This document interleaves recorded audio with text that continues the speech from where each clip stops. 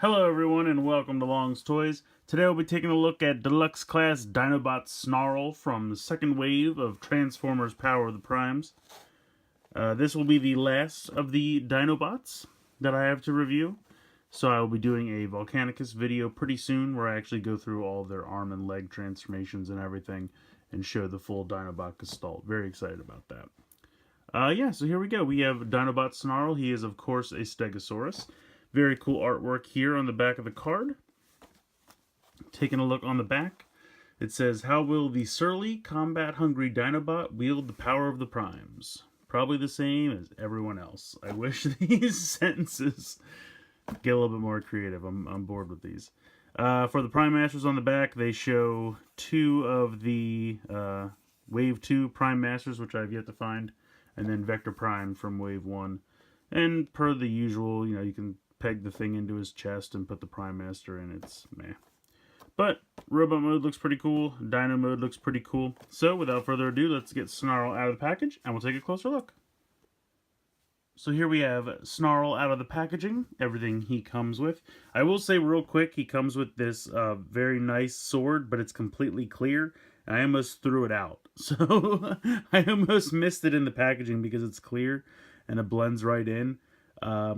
I kind of wish it was painted red, like Swoop's sword is, but I guess maybe they just put the paint apps into the figure and decided not to paint this. I don't know. They could have just molded it all out of red plastic. Would have been fine with me.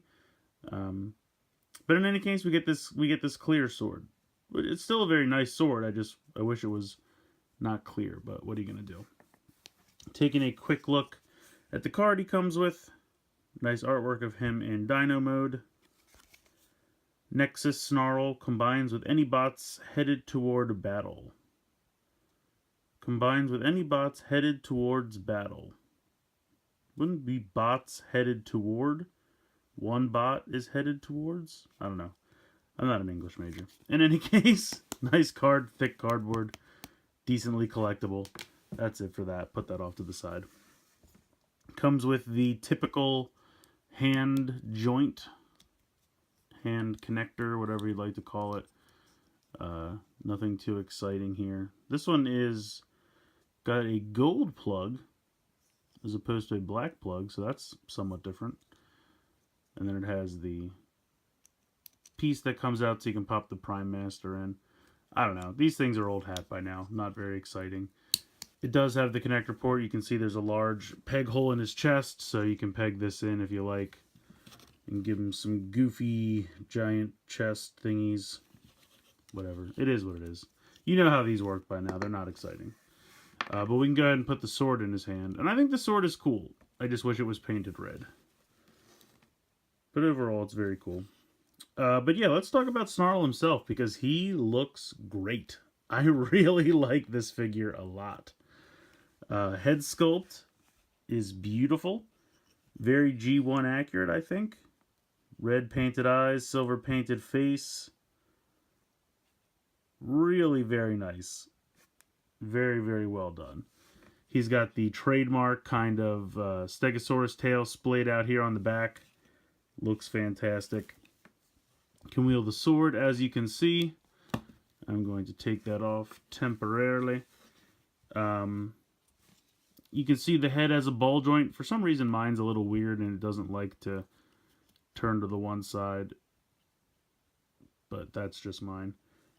You have a ball joint here in the shoulder. You have a bicep swivel right there. You have 90 degrees in the elbow. Nothing for the wrist because that folds into the forearm for the transformation. You have a waist swivel, ball joint in the hip, thigh swivel, 90 degrees for the knee, and then nothing because in the ankle because the foot, leg, shin, it's all one piece. So nothing there. But like I said, it's enough. You don't need any more. And you have some really nice paint apps here on the chest. You have this Autobot symbol painted on this clear piece.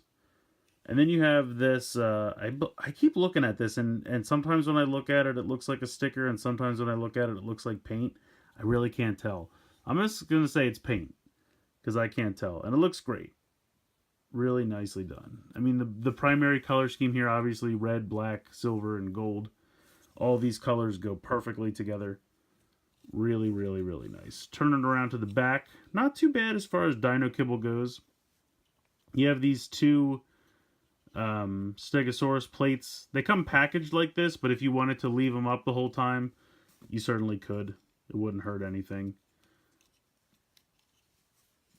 They just came pressed down like that, but it doesn't matter.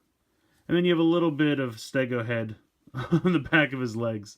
But otherwise, pretty good. Not really any Dino Kibble, which is nice. Appreciate that. Yeah, he looks good. I have really nothing to complain about with the robot mode. I think it looks fantastic. Paint scheme, all very nice. The paint applications look good. I don't really see anything jarringly missing. Yeah, just it's a really nice update to this character. I like him a lot. So now we'll go ahead and get into the transformation to Dino mode. Alright, Stegosaurus transformation. Pretty straightforward. Some parts of it can get a little tricky when you get to the legs, and we'll get into that in a minute. But you're going to start with this whole tail section. It just kind of folds back like that. And then when that's folded all the way back, you can go ahead and rotate the head back into the chest. So there you go. At this point, you also want to rotate the shoulders down. And you can see this joint here. It's very similar to like Skydive. Any of those aerial bots where they had this section rotate down. But instead of rotating 180 degrees, it only does 90 degrees. So don't force it past that. That's where it wants to stop. So do that with both arms. And there's kind of an audible click you'll hear when it wants to be done. At this point, you're going to fold the two halves of the tail together. Now, mine don't want to stay together very well. And you can see that they just kind of, when you go to sandwich them together, they just don't. The nice thing is you can see there's a tab here, and there's a similar one on the other side right there. And they're going to tab in here and here. So even if they won't stay together that well, when you bring them down and everything tabs into place, the tail still completely stays together. So it's really not a problem. So I'm really happy they did that, because if this thing was just constantly coming apart, that would really bum me out. At this point, you can just kind of bring these arms down, and of course you're going to fold the fists into the forearm. And then they're pretty much going to be done. Now I think you have to bend these all the way like this, and that'll come into play later. But that's going to be pretty much the whole back end of the Stego. So this is where it gets not tricky, but just finicky, I guess is the right word. You're going to open up these panels on the back of the legs, and they're going to open out like this. Now, you have to be a little careful. You kind of want to bring the dino head just out a little bit so you can get this all the way back as far as possible. Because obviously you're just going to swing this around. But you also want to be careful because you can see how the real thin gray plastic here, you have to make sure that gets on this side of the black leg. So just be careful, because I feel like that's just waiting to snap or get a stress mark or something because it's so thin. And sometimes you have to kind of help it along. And then you're going to bring this down and around. And you can see there's a little red tab. And it fits into that little groove here. So you're going to do that. Then you're going to do this again on the other one.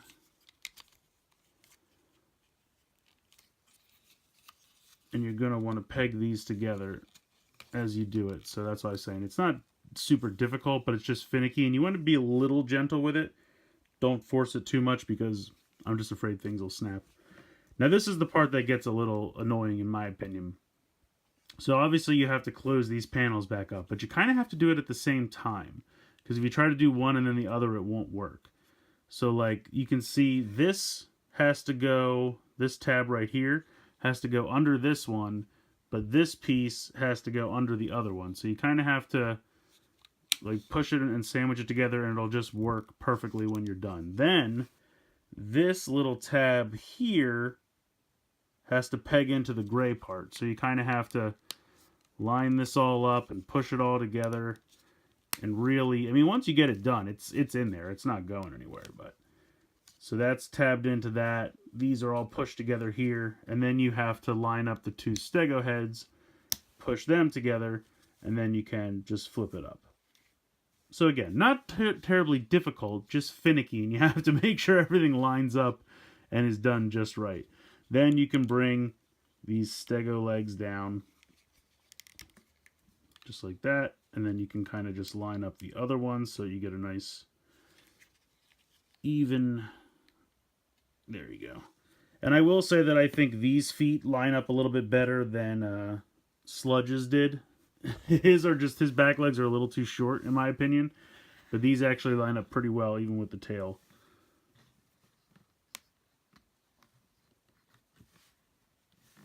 Maybe I don't have this lined up as I say that they are weird on me, but no, there you go. So it's a really good stego mode. I love it. I really do. Very reminiscent of the original G1 toy, but updated. Looks great. I really, really like this a lot. All the plates look fantastic. The color scheme is rocking. The little dino head, I think they did a fantastic job. I love the Autobot symbol there on the top of his head. That's fantastic. So yeah, no complaints here. I think, like I said, the leg transformation with this bottom section is a little finicky, but that's my biggest complaint, and it's not really that big a deal. Once you've done it a couple times, you get the hang of it. It's not a big deal. It's just something to be aware of the first, couple times you do it. Now at this point, you have these accessories, and it tells me you can peg in. Oh, I see. So there's a little slit right there, and then there's this peg on the side of the sword, so you can peg that in there, which is a little weird. I mean, I guess it's supposed to be more like this, but because of how the legs line up, it's just kind of sticking straight out like that. And then you have this thing, which you can come around and just the big peg hole on the back of the leg. You could peg that on there if you really wanted to. I don't know. I don't need to store the weapons in Dino mode. I mean, they look goofy to me. I just put that stuff off to the side and just be awesome dinos that smash things. That's what I say. But yeah, really, really love this a lot. Really well done in my opinion. So at the end of the day, Snarl is a great figure. I really, really enjoy this toy quite a bit. I think he looks fantastic. Robot mode's great. Dino mode's great. Great paint applications. The head sculpt is fantastic. Great articulation in robot mode. Everything's just really solid on this guy. Don't really have much to complain about. If I had to nitpick something, I would say I wish the sword was painted red instead of being clear. And I would say, like, the Dino, getting the two legs in robot mode transformed into Dino mode, as I showed you, is a little finicky.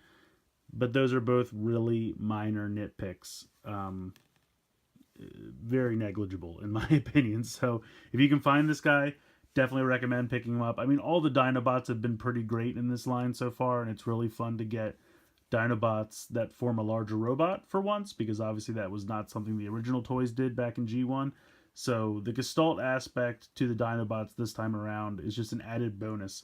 But individually, they're all great figures, and I can't recommend them all highly enough. So Snarl is just, another in a line of great Dinobot toys we've gotten so far in Power of the Primes, and I can't complain.